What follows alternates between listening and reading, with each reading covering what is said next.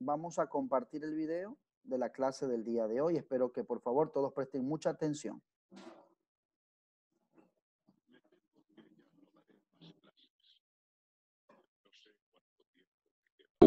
Como la lección... Me temo que ya no daré más clases. No sé cuánto tiempo me queda aún. Como la lección de hoy será muy breve, he querido elegir un buen libro. Uno que me prestó el profesor Sorel. No lo quemaron con los otros porque lo escondí en mi casa, y así lo salvé del fuego. Todo lo que vais a oír ahora es algo que escribieron grandes hombres. Fue escrito en una noche de entusiasmo hace ya mucho tiempo, 150 años. Eran hombres de diferente condición. Los había prósperos y muy pobres, religiosos, comerciantes, y no entraron en polémica. Se pusieron de acuerdo aquella noche maravillosa. Otros hombres querrán destruir este libro. Es posible que acabe en el fuego, pero no lo borrarán de la memoria. Vosotros lo recordaréis siempre. Y de ahí vuestra enorme importancia. Sois el nuevo país. Declaración de los Derechos del Hombre. Artículo primero. Todos los hombres nacen y permanecen libres con los mismos derechos. Artículo segundo. La finalidad de los partidos políticos es la de proteger los derechos naturales e inalienables del hombre. El derecho a la libertad, a la legítima propiedad y la resistencia a la tiranía. Artículo tercero. El principio de todo gobierno reside en la propia nación. Ningún grupo, ningún individuo puede ejercer una autoridad que no emane única y exclusivamente del pueblo. Artículo cuarto. La libertad nos faculta para poder hacer todo aquello que no perjudique a los demás. Artículo quinto. La ley tiene derecho a prohibir...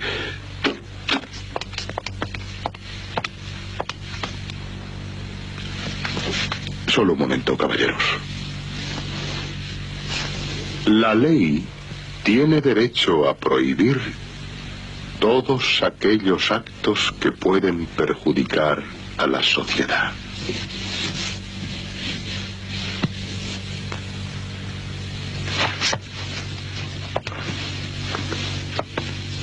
Bien, he de irme.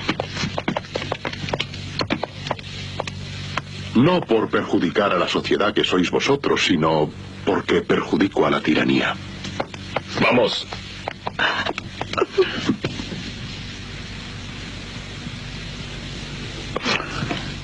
Quédate aquí, Luis. Quédate aquí. Y por favor, no llores. Soy muy feliz. Basta ya, vamos. Adiós, ciudadanos.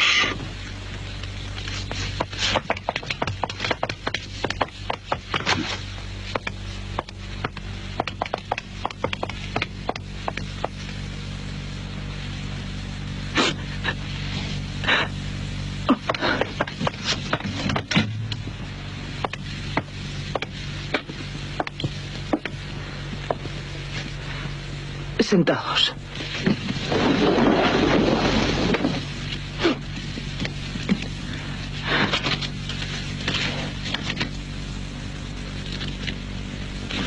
Artículo sexto. La ley es la expresión de la voluntad de un pueblo. Los ciudadanos tienen derecho a redactarla personalmente o eligen libremente a quien los represente para ello. Y debe ser igual para todos, tanto si les protege como si les castiga Al ser todos los hombres iguales ante los ojos de la ley, es también igual el derecho que tienen a poder ocupar cargos públicos según su capacidad y sin otra distinción que la de su virtud y su talento. Muy bien, hemos analizado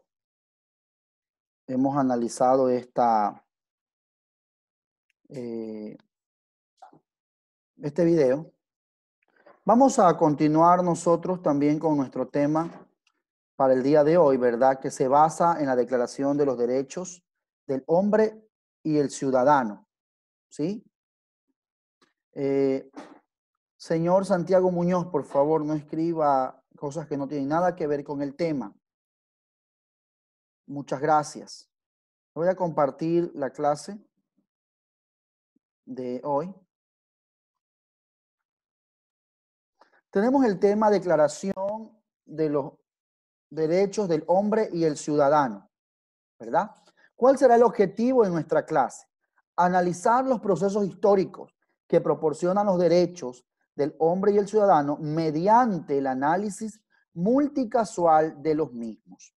Una vez observado nosotros el video, podíamos darnos cuenta de cómo este maestro estaba tratando de velar, ¿verdad?, por la situación de esos niños que en un futuro se convertirían en ciudadanos.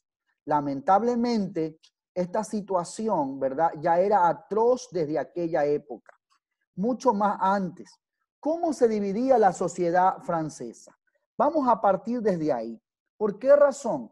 La sociedad francesa para el año de 1700 estaba compuesta por organismos que supuestamente, digo supuestamente, ayudaban al Estado, pero no era así. Más bien se aprovechaban de las condiciones del ser humano.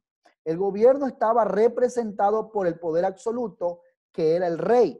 El rey era la representación del poder absoluto. Era el mandatario, era el monarca, la persona encargada de todo lo que sucedía dentro de un territorio. En la actualidad no se escucha hablar mucho de los reyes.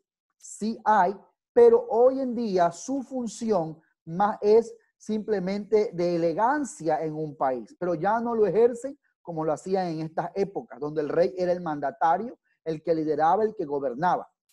Vamos a continuar con esta parte. En esa época la sociedad francesa estaba dividida en privilegiados y no privilegiados. Esta parte me recuerda a la sociedad de Grecia y Romana, donde era dividida en ciudadanos y no ciudadanos. Había pasado el tiempo y lo que habían hecho era cambiarle en la historia, ¿verdad?, el nombre. De ciudadanos y no ciudadanos ahora pasaron a llamarse privilegiados y no privilegiados. Los privilegiados estaban compuestos ¿por quiénes? Por los representantes de la nobleza, como el clero. A diferencia que los no privilegiados lo conformaba el pueblo llano, o también conocido como tercer estanco, ¿verdad? Tercer estado o tercer estanco también se lo reconocía al pueblo llano. ¿Qué sucedía? Los privilegiados, como siempre, habían tenido los derechos, habían tenido ellos los mejores bienes para sí, mientras que los no privilegiados eran hechos a un lado, eran maltratados, eran tratados bajo un servicio de esclavitud o simplemente no se les reconocía ningún tipo de derecho. El pueblo llano, tercer estado, estaba conformado por las masas. Cuando hablamos de masa nos estamos refiriendo a todas las personas que conforman, esclavos, los libres, artesanos, comerciantes, mujeres. Recordemos que estas sociedades eran muy patriarcales y machistas, donde no aceptaban a las mujeres en ningún cargo social. Causa que promovieron el descontento popular. Cuando hablamos de las causas que promovieron el descontento popular, estamos hablando de que el pueblo se cansó de lo que se vivía y hubo la necesidad de ponerle un fin a todo lo que pasaba. Vamos a hablar de tres causas: la causa del nivel económico, el nivel social y el nivel ideológico. Dentro del nivel económico nosotros tenemos la agricultura, actividad principal. ¿Qué pasaba? Para aquel entonces la agricultura era la actividad principal que se desarrollaba, pero lamentablemente por las malas decisiones, por el maltrato y las exigencias y el cobro de impuestos indebidos, la agricultura cayó en una decadencia. Lamentablemente, la agricultura se fue de baja. Dice la parte baja, cosechas malas y precios muy altos. Se comenzó a dejar de producir de manera adecuada. Los gobiernos de aquel entonces, o los reinos de aquel entonces, ¿verdad? Querían producir, pero no querían invertir en la tierra. No querían invertir en una buena semilla. Esto produjo que hubiera cosechas malas, pero sí querían alzarle el precio. En lo que respecta al nivel, social, aparece la burguesía. ¿Quiénes eran los burgueses? Pues nada más y nada menos que la burguesía se convierte en una clase social en aquella época. La burguesía estaba conformada por aquellas personas que tenían posesiones, personas que tenían dinero, que tenían cuentas, que tenían muchas riquezas, que no eran, tal vez no eran aceptadas como privilegiadas, pero ellos tenían cómo defenderse. De esta manera aparece una nueva clase social, los burgueses, la burguesía, todos aquellos que tenían tierra, eran terratenientes, se desarrollaban en el comercio, todos ellos comenzaron a agruparse para de esta manera coger fuerza. No accedían al poder político. Era el grave problema que tenían los burgueses o la burguesía. No tenía acceso al poder político. ¿Por qué razón no tenía acceso al poder político? Porque el poder político solo lo tenían ¿quiénes? Los privilegiados. Y como ellos eran parte o formaban parte de los no privilegiados.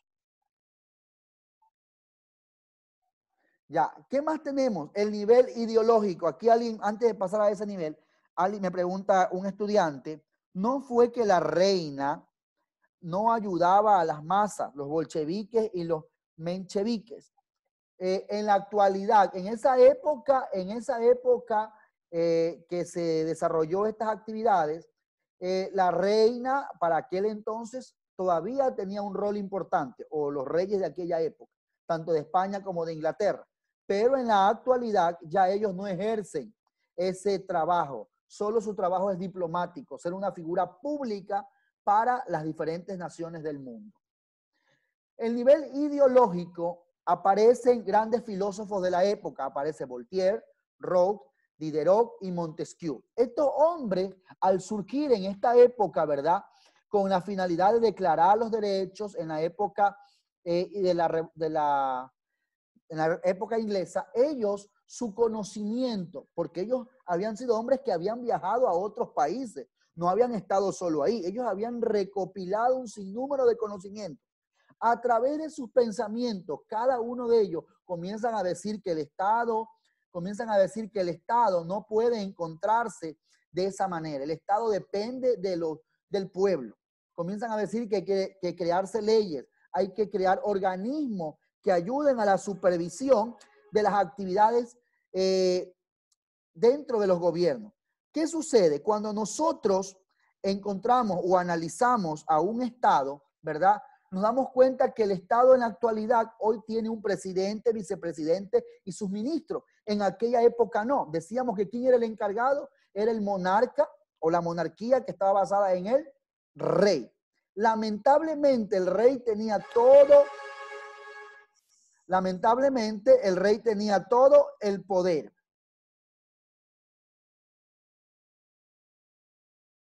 Dicho poder que lo hacía que infringiera las propias leyes ya establecidas. ¿Qué más sucede? Estos hombres importantes comienzan a promulgar conceptos de libertad, conceptos políticos de fraternidad y de igualdad, tratando así de que las personas se sientan identificadas, de que las personas comprendan que en la sociedad que ellos se encuentran no era cualquier sociedad, era una sociedad que tenía derechos y principios. Pero para esto había que redactarse una carta. Proclamación de los derechos del hombre y el ciudadano. Se convoca a una asamblea entre la nobleza, el clero y el tercer estado. Recordemos que el tercer estado estaba conformado ¿por quiénes? Por el pueblo. Y en sí, el tercer estado había sido también muy apoyado por la nueva clase social que estaba surgiendo en la época, denominada burguesía. ¿Qué sucedía?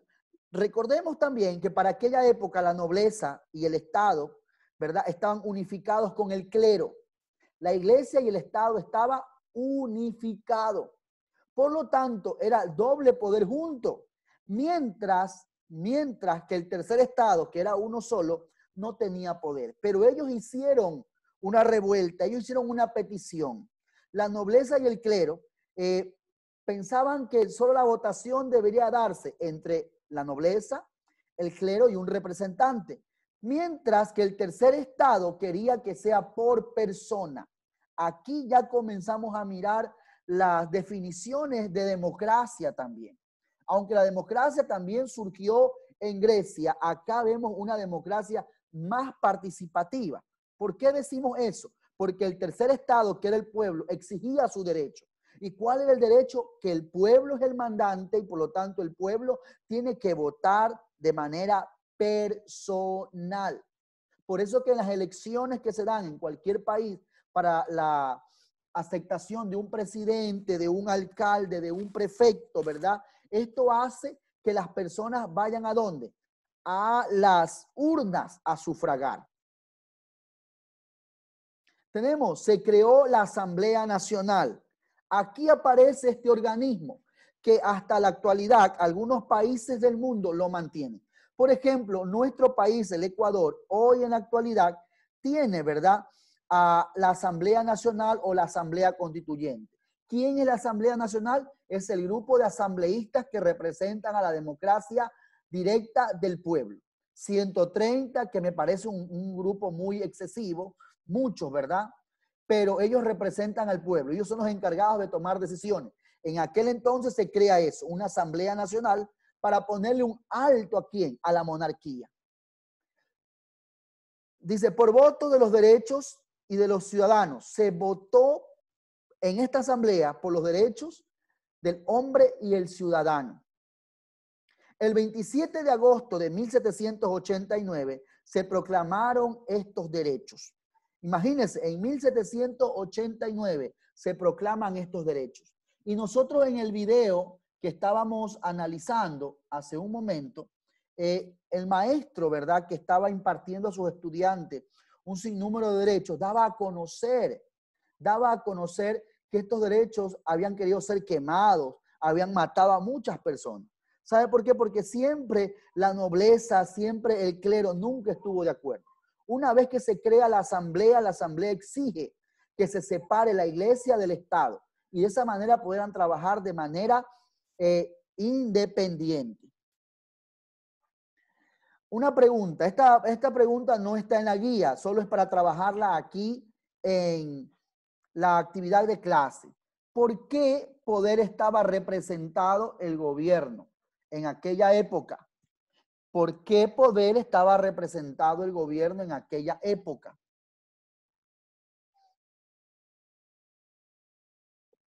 Señor Andrade Herrera, respóndame por favor. ¿Por qué poder estaba representado? No me acuerdo, hermano. ¿No se acuerda? Contésteme por favor. El estudiante Salazar.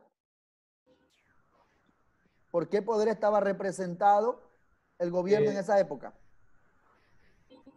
Creo, que eran por los reyes. ¿Ya? ¿Cómo se llamaba, pues, ese poder? Salazar, ¿te fuiste? No, aquí estoy. Ya, dígame. Aquí estoy. Déjeme acordarme. Gracias, apaga el micrófono. Mauricio.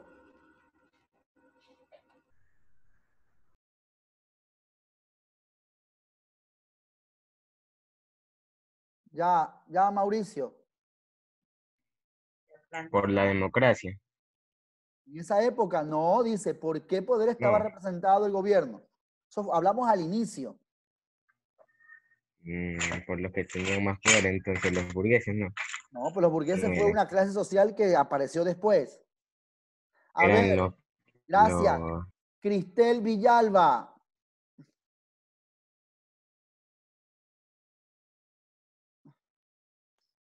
Ya le abro el micrófono. A ver, Cristel. Dígame. ¿Qué? ¿Por los privilegiados y no privilegiados? No. No. Salazar lo dijo, pero no dijo cómo se llamaba ese poder. Gracias.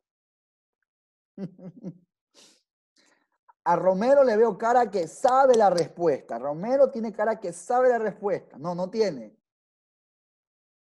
Vamos a buscar otro. Maylin parece que también sabe la respuesta.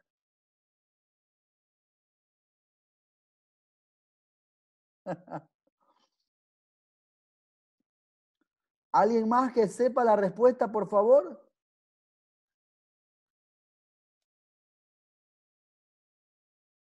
Vamos a ver, en chat parece que me está llegando alguna respuesta. A ver,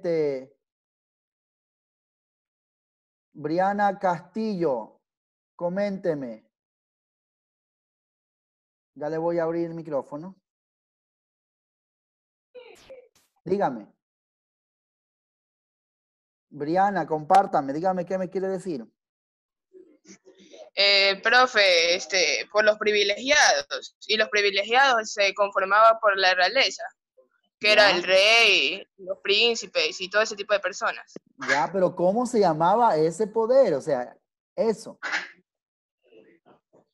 El poder absoluto, profe. Excelente, esa es la respuesta. El poder estaba representado por un gobierno absoluto, un gobierno absolutista, ¿verdad? Y aquí, ¿en quién caía el peso de ese poder? Caía en el peso de él rey, del rey. Muchas gracias, Briana Castillo, por su información. Apague el micrófono. Muy bien, vamos a dejar de compartir la idea que estamos haciendo para continuar. Una pregunta le voy a hacer a Leticia. Por favor, abra su micrófono, Leticia. Buenos Dígame. días, ¿cómo está? ¿Se recuerda del video? ¿Cuál fue el primer derecho que habló el maestro? No escuché bien el video, hermano. ¿No escuchó bien? Se me entrecortaba. Póngase un internet mejor, pues. Sí, ya, tranquilo, en eso estoy. A ver, yo le voy a decir entonces, igual no me apague el micrófono. Ay. El primer derecho compartido por el maestro es: todos los hombres nacen libres y deben de mantenerse libres. ¿Qué piensa sobre ese derecho? Malo, porque es muy machista ese derecho. A ver, si lo vemos desde ese punto de vista, la realidad es, ¿por qué? En la próxima clase vamos a estar hablando nosotros sobre que las mujeres también no se quedaron atrás. Las mujeres también quisieron exponer su punto de vista y ellas también proclaman los derechos de la mujer y la ciudadana. Pero para este entonces, ese derecho, como dice Leticia, ese conjunto, solo le atribuían derecho a los hombres. Y dice Leticia que le parece muy machista. Gracias, Leticia. Abra su micrófono, por favor. Naibek. Gracias, Naibek. Abra su micrófono, Naibek. Buenos días. Buenos días. Mire, hay algo que me llama la atención en lo que vimos en el video y dice que prohíben actos de daño a la sociedad. Se prohíbe actos de daño a la sociedad. Pero ellos no tenían en cuenta a las mujeres. O sea que estos derechos tenían un grupo selecto, ¿verdad? ¿Qué piensa usted de ese tipo de derechos que solo había tenido un grupo selecto? Que los hombres eran egoístas, pues, hermano. ¿Ya? Porque tanto hombres como mujeres tenemos derecho a dar nuestras propias opiniones respecto a nuestro punto de vista y todo. ¿Ya? Muy bien, gracias. Entonces, podemos decir eso, ¿verdad? Que estos hombres tenían un grupo selecto. Simplemente trataban de defenderse por ellos mismos. ¿Qué piensa? Gracias, Naibek. ¿Qué piensa usted, señor Santiago Muñoz? Le escucho, active su micrófono, por favor. Armando, dígame. Coménteme sobre el tema de los derechos del hombre y el ciudadano. Se cortado, hermano. ¿Qué? ¿Mande? Espera, hermano,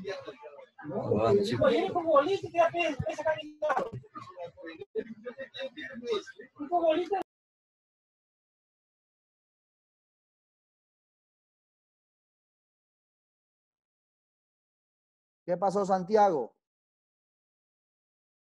Todo le pasa a Santiago.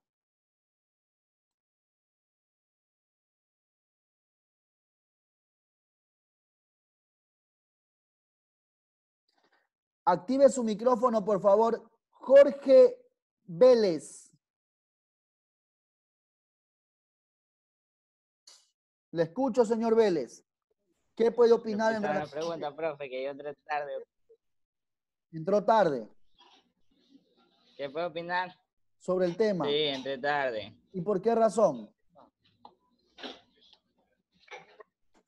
Porque tuve que hacer una diligencia de familiar. Bueno. Entonces la próxima, los que entren tarde, no los voy a dejar ingresar porque de igual no pueden participar porque no saben. A partir de la próxima clase tendrán a lo mucho 5 minutos y si no le doy paso a que entre, ya sabe por qué. Simplemente tiene que mirar el video cuando llegue a su plataforma o llegue a su WhatsApp. Listo. Continuemos, por favor. Quiero pedirle, por favor, que abra su micrófono. El estudiante Gabriel Tixe. Gabriel Tixe.